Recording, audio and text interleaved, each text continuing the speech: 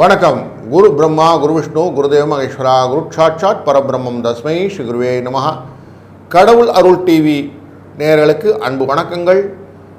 நான் உங்கள் நண்பன் doctor K.R. Ramesh, Prajapati financial astrologer. வணக்கம் நண்பர்களே. பலவிதமான சுவையான கிரக மூவ்மெண்ட்டுகள்லாம் நார்மலாக நடந்துகிட்டு இருக்கோம் செலஸ்டியல் சிஸ்டம் உடைய வானவெளியில். அப்படிப்பட்ட வானவெளி வேடிக்கைகளிலே சில போது ஒரு 10க்கு 10 ரூமில் எல்லாரையும் அடைச்சி வச்சு அதுக்கப்புறம் மூவ் பண்ணால் எப்படி இருக்கும் அப்படிங்கிற மாதிரி எல்லா கிரகங்களும் ஒரு கட்டத்துக்குள்ளே, ஒரு ராசி கட்டத்துக்குள்ளே அமைவதும் அவர்கள் திருப்பி விலகி செல்வதும் ஒரு வழக்கமான ஒரு விஷயமாக நடந்து கொண்டு இருக்கிறது. இதற்கு முன்னே நாம் பார்த்துருக்கிறோம். கோவிடுக்கு முன்னாடி 2016-17 அந்த ரேஞ்சில் பார்க்கும்போது தனுசு ராசிக்குள்ளார அனைத்து விதமான கிரகங்களும் ஒரு சேர்க்கையை கொண்டு வந்தது.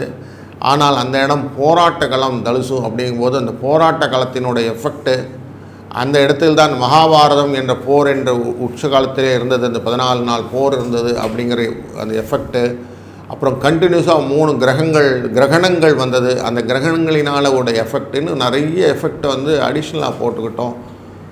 அதுலேயும் குருவும் சனியும் பார்த்து கொண்ட எஃபெக்டில் வரக்கூடிய சுனாமி மாதிரி விஷயங்கள், இப்படி பலவிதமான கிரக மாற்றங்களே இந்த கிரகங்கள் தன்னுடைய பரிமாற்றங்களினாலும் பார்வைகளினாலும் ஏற்படுத்தக்கூடிய விஷயங்களை நம்ம பார்ப்போம்.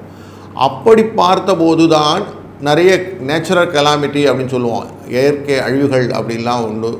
நம்ம எதிர்பாராத விஷயங்கள் எல்லாம் நடந்தது அப்படின்னு பார்க்குறோம்.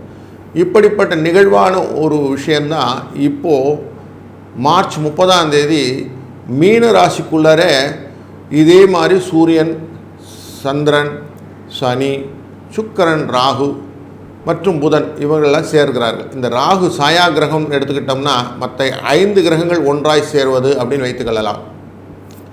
எப்போ சூரியன், சந்திரன், ராகுவுடன் தொடர்பு வந்ததோ அன்றைக்கி கிரகணம்னு பேர், சூரிய கிரகணம் வந்துடும் அன்றைக்கி. அதனால் அந்த டேயில் சூரிய கிரகணம், ஆனால் இந்தியாவில் தெரியாது. ஆனாலும் கிரகணோட எஃபெக்ட் இருக்குமானா இருக்கும் அப்படின்னு வச்சுக்கணும். ரெண்டாவது முக்கியமான விஷயம், இதில் புதன் அப்படின்னு ஒரு நீச்ச கதி அப்படின்னு போவார். அதனுடைய தன்மையை இழக்கக்கூடிய அவர் வக்கரகதியிலே நீச்சமாகிறார் அப்படின்னு பார்க்குறோம். சுக்கிரனானவர் உச்சகதிக்கு போவர், அவரும் வக்கரகதியில் இருக்கிறார்னு பார்க்கிறோம். சனி என்ற பகவான் கும்பராசியிலிருந்து 29 30 உள்ளார், அப்போ தான் வீட்டுக்குள்ளே நுழையிறார் அப்படின்னு 30 உள்ளே வருவார். இப்படி எல்லாருமே அந்த காலகட்டங்கள் ரொம்ப வித்தியாசமான நாட்களில் இருக்குது.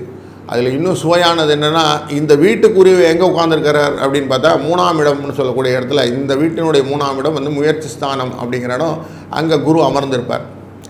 அப்போ குருவுடைய அமர்ந்தல் இவருடைய பரிவர்த்தனை யோகம்னு சொல்லுவாங்க. சுக்கிரனுக்கும் குருவுக்கும்லாம் பரிவர்த்தனை ஒருத்தர் வீட்டில் மாற்றி உட்கார்ந்துருக்கிறது. அப்படிங்கிற போது மாற்றி உட்காரக்கூடிய சுக்கிரனுடைய வீடு வக்ரம் என்ற இடத்துல அமர்ந்திருப்பதும், குருவானவர் 3ஆம் இடத்துல ரிஷபத்தில் அமர்ந்திருப்பதும் எப்படி நமக்கு எஃபெக்ட் இருக்கும் அப்படிங்கிறது நம்ம பார்க்க வேண்டியிருக்கு.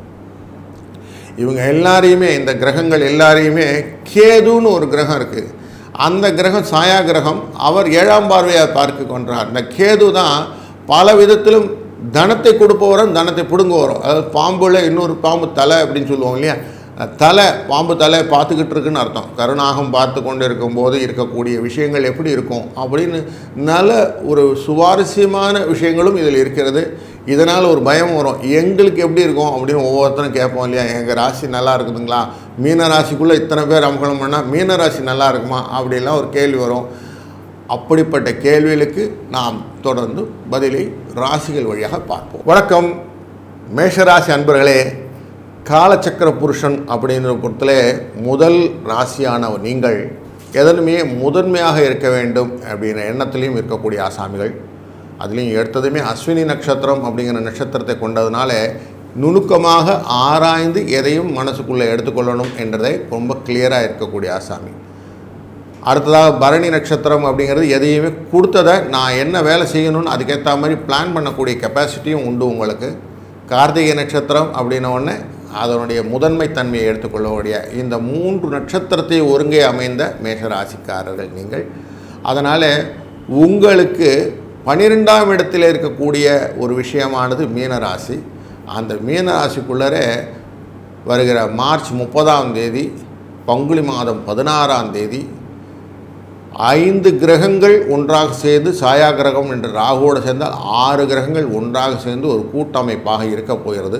அது மட்டும் இல்லாமல் உங்களுடைய ராசிக்கு 2ஆம் இடத்திலே குருவானவர் அமர, உங்கள் ராசிநாதர் 3ஆம் இடத்திலே அமர்வதும், உங்கள் ராசியின் 6ஆம் இடத்திலே கேது அமர்வதும் ஒரு நல்ல ஒரு அமைப்பாக இருக்குமா?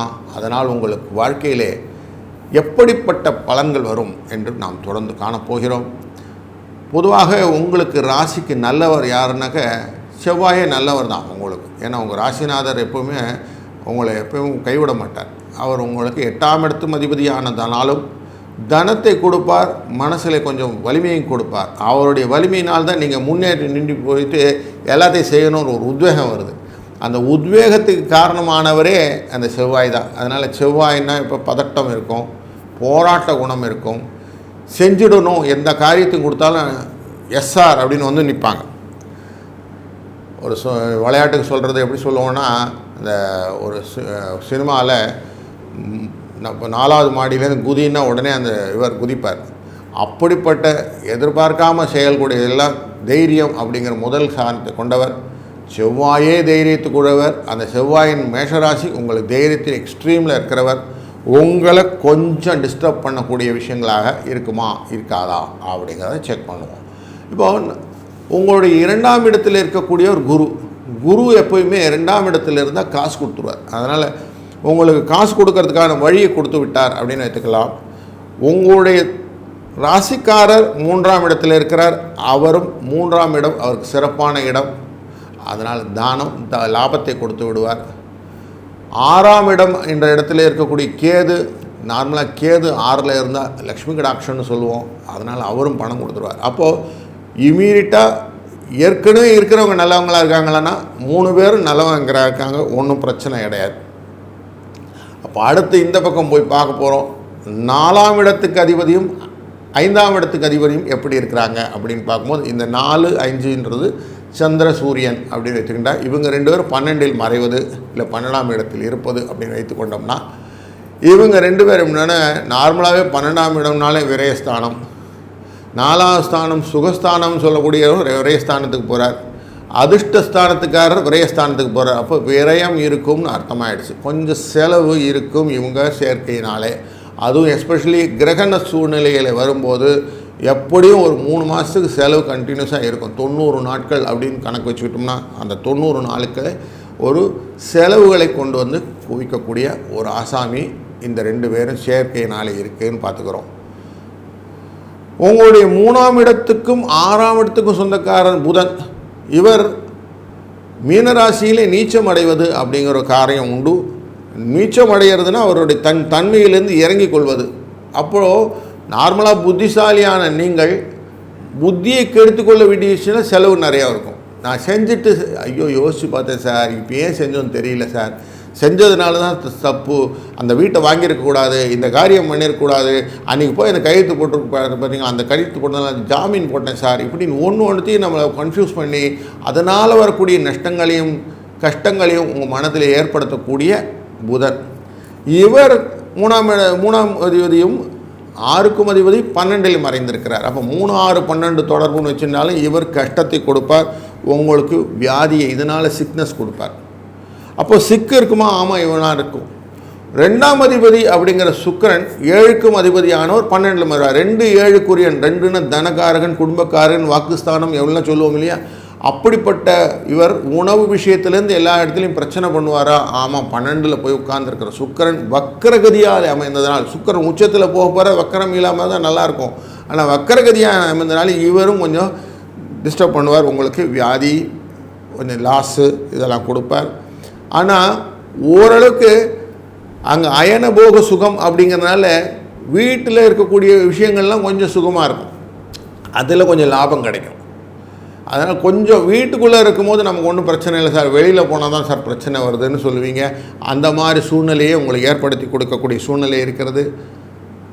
இந்த சரராசி அப்படின்னு சொல்லக்கூடியது தான் உங்கள், அது வேகமாக நீங்கள் திங்க் பண்ணி அடுத்தடுத்து என்ன நடக்கணும்னு ஒரு கோர்வையாக அடிச்சுட்டு போயிட்டே இருப்பீங்க.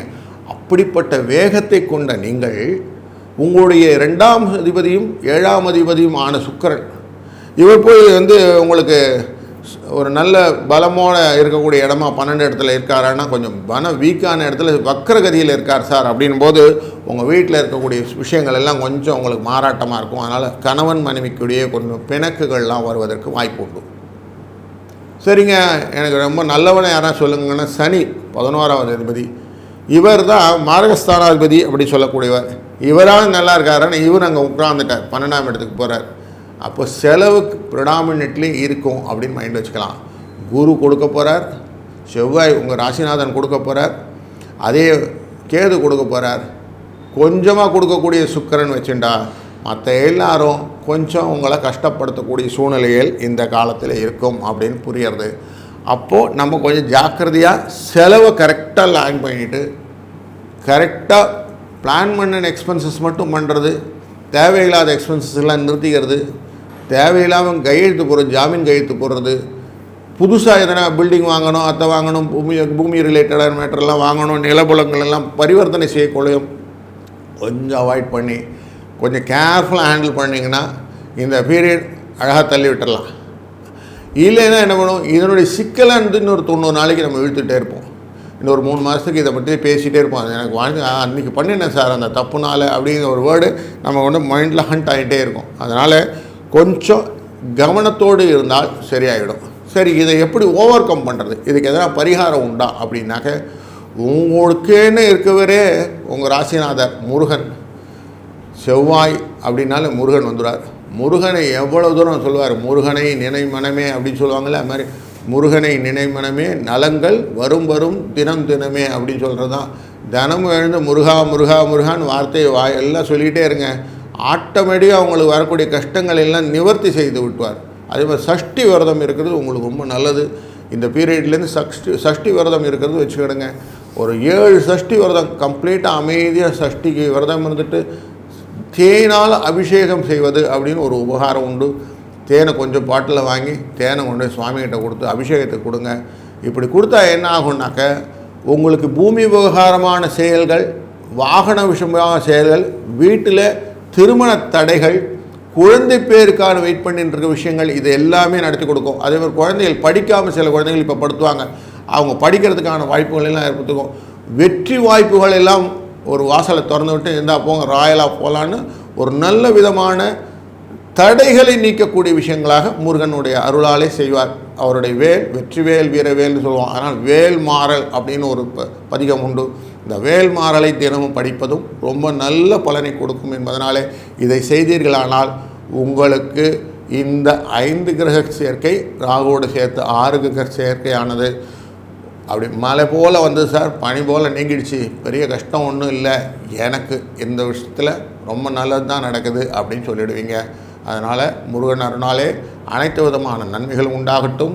வாழ்க வளத்துடன். கடவுள் அருள் டிவியை பார்த்தமைக்கு நன்றிகள். மேலும் இது போன்ற தகவல்களை தெரிந்து கொள்ள கடவுள் அருள் டிவியை சப்ஸ்கிரைப் செய்யுங்கள். மறக்காமல் பெல் ஐக்கானை கிளிக் செய்யுங்கள்.